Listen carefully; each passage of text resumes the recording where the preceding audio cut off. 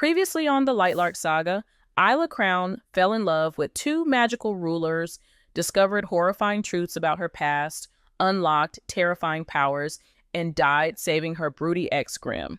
But don't worry, he fixed that by magically binding their souls together, as one does. Now we're in Skyshade, and Isla is back from the dead, kinda. She's living in Nightshade, soul linked to Grimm like some cursed marriage pact. If she dies again, Grimm dies too. And so does all of Nightshade, which, yeah, tiny bit stressful. But hold on, it gets worse. Because the only way to keep Isla alive, for real, might involve using a portal that would doom Oro, her other ex, the golden-haired king of Sun Isle, and all of Lightlark. So, to recap, Isla's trying not to die, again, is magically married to Grimm, again, definitely still has feelings for Oro, again, and is juggling apocalyptic weather, political drama, and a prophecy that basically says you must murder someone you love. Also, her powers, still terrifying, still unstable, still tied to her emotions like a magical time bomb. So yes, she's keeping her feelings locked down with all the grace of a haunted raccoon in a tiara. And what's Isla's next move? Obviously, she's going to strap on some magic suppressing bracelets and go monster hiking with Grimm like it's couples therapy. So Isla's soul is velcroed to Grimm, her powers are on timeout thanks to shiny new magic dampening bracelets, and everyone in Nightshade hates her. Why?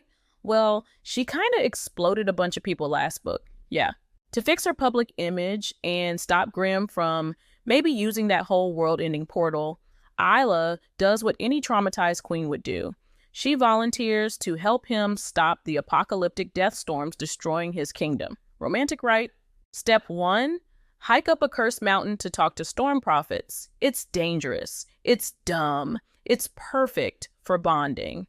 And nothing says healing your toxic relationship like dodging monsters, nearly drowning in a magical tunnel, and then spooning half naked in a freezing cave because hypothermia builds trust. But somewhere between all the near-death experiences, shared trauma, and accidental cuddles, Isla's icy resolve starts to thaw. Grimm opens up about his past betrayals, promises to stop lying, and Isla is this close to forgiving him until the prophecy slaps her in the face. Again. Remember Nightbane, where the prophecy said she has to kill either Oro or Grimm? Yeah. The mountain prophet basically shows up just to rub it in. Thanks for nothing, cave grandma. Also, there's a secret portal inside Nightshade. Surprise. And someone close to Isla, a fellow wildling, is trying to sabotage everything. Double surprise. So now she's got to avoid death storms, investigate traitors, try not to fall back in love with Grimm, resist the urge to cry because crying is city-level destruction, and maybe decide which lover's chest she'll plunge a blade into. No pressure. And when things feel like they couldn't get darker, Isla decides the best way to pass the time is to become a masked vigilante serial killer. Yep, she enters her murder era next. Okay, so Isla's got a prophecy hanging over her like a sword. Her marriage, not that she remembers agreeing to it, is more cursed than a reality TV relationship. And the people of Nightshade still think she's a traitor. So Isla, overwhelmed, guilt-ridden, and full of murderous vibes, takes up a new hobby, nightly heart extractions. By night she puts on a cloak, stalks the streets, and rips the hearts out of wicked men. And the town loves her for it. She becomes a dark legend known only as the Heart Ripper. Iconic. She meets a woman named Saoirse, one of the few people who doesn't treat her like a walking nuke. They bond. It's nice. Until, plot twist, Saoirse and her little bar crew turn out to be prophet followers who believe that their destiny is to be murdered by Isla to save the world. Cult behavior, 10 out of 10. Saoirse drugs Isla, lures her to a riverbank, and is like, "Go ahead, girl. Fulfill the prophecy. Slay us." Isla is like, "I did not sign up for this Pinterest murder party." But they attack her anyway, and Isla, she slaughters them all. Every last one. Traumatized? Sure, but also kind of empowered. So she takes off the magic suppressing bracelets, looks herself in the mirror, and says, "I'm tired of holding back." Meanwhile, Grimm's still on his Please Love Me Again tour. He proposes. Again. Because apparently, the best time to renew your vows is when your magical wife is spiraling into chaos and casually murdering cultists. Oh, in Oro, he senses something's off, flies across the world, literally, and shows up like, hey, you okay? Which is adorable until Isla teleports him away, lies to his face, breaks his heart on purpose, and goes full, it's not you, it's me. Then she gets shot with an arrow. Casual.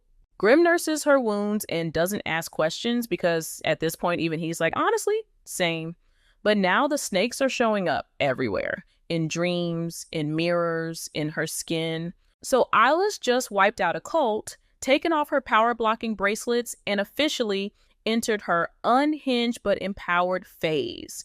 And you know what that means? Magical body modification time.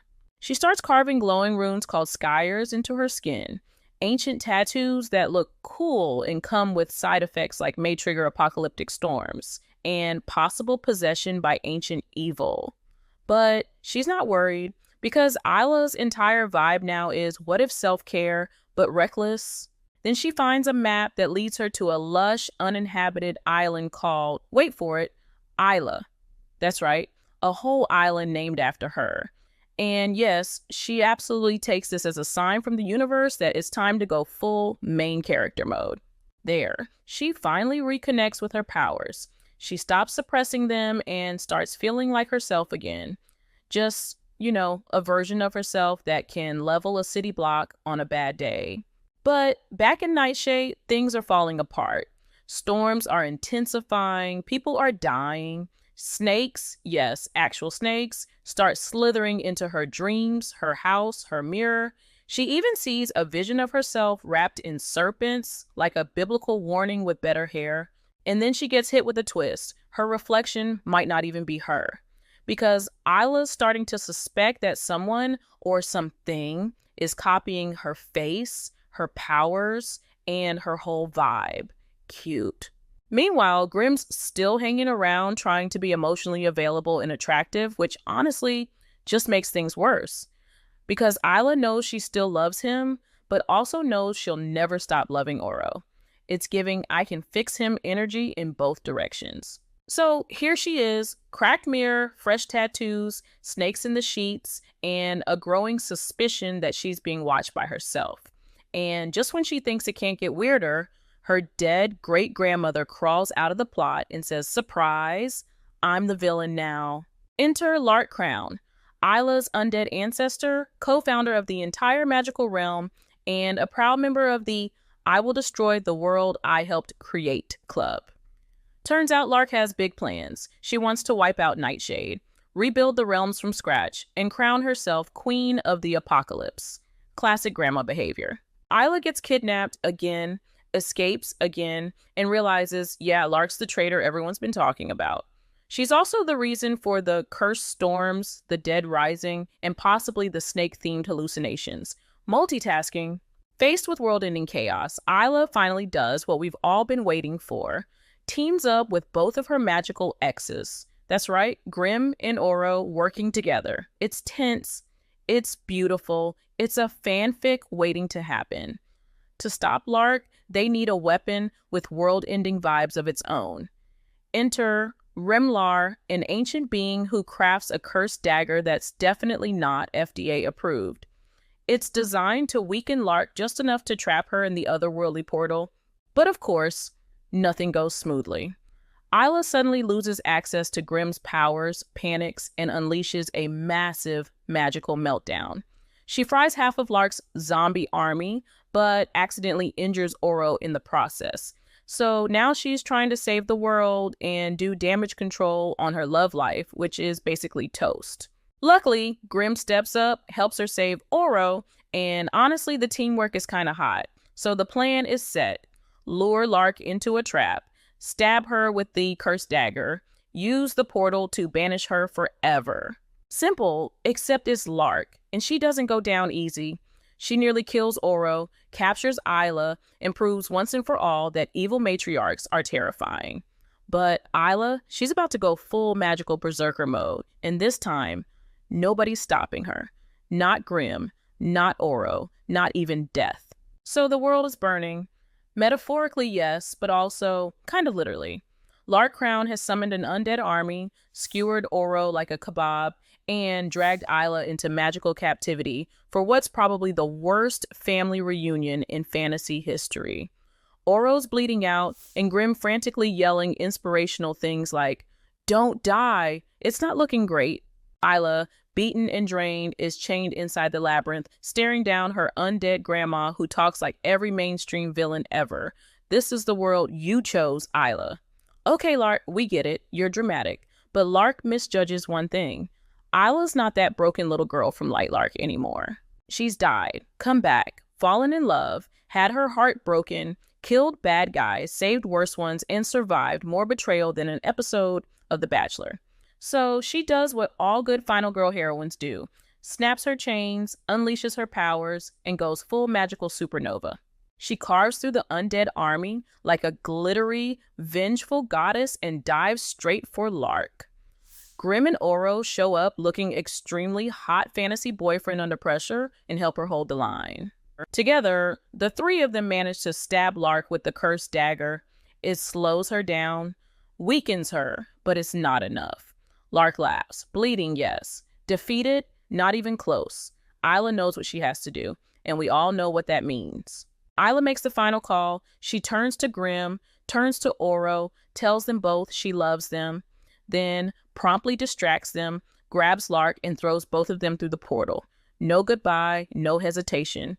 Just straight up, I'm taking this evil zombie grandma to the shadow dimension. Catch y'all later. The portal seals behind her. Silence. And just like that, Isla disappears, yeeting herself and her undead ancestor into the shadow realm. She leaves behind two magically devastated boyfriends, a world she saved again, and an entire fandom collectively screaming into the void. Is she dead? Banished? Taking a much-needed spa day in another dimension? No one knows. So, yeah, it left us hanging there. But if there's one thing this saga has taught us, it's that Isla Crown always comes back swinging.